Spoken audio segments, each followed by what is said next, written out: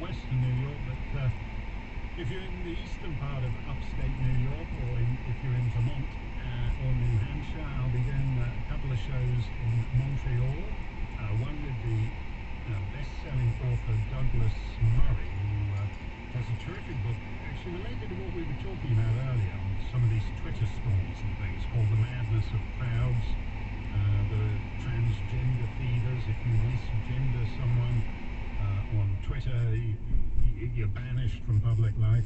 I'll be talking to him about that. That'll be on one of the shows, and then our Christmas show, where we don't have any of that heavy stuff, but we do have the great Canadian rock legend Randy Bachman from Bachman Turner Overdrive, and You Ain't Seen Nothing Yet, and the Guess Who, American Woman, and all that good time rock and roll, and some other special guests and things. So if you go to marksteinshow.com, you can find out all about that. That's coming up in a couple of weeks. And I always love it because people are always intrigued by well, they're not always, but people with nothing better to do are intrigued by guest hosts, because they think, well, this guy, he can't just, work 6 days a year.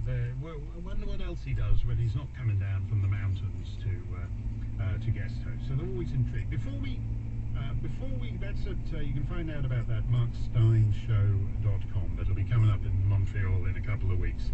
My favourite story of the day, because if you've ever been in an American courtroom, you do like an ingenious argument. This is a guy called Benjamin Schreiber.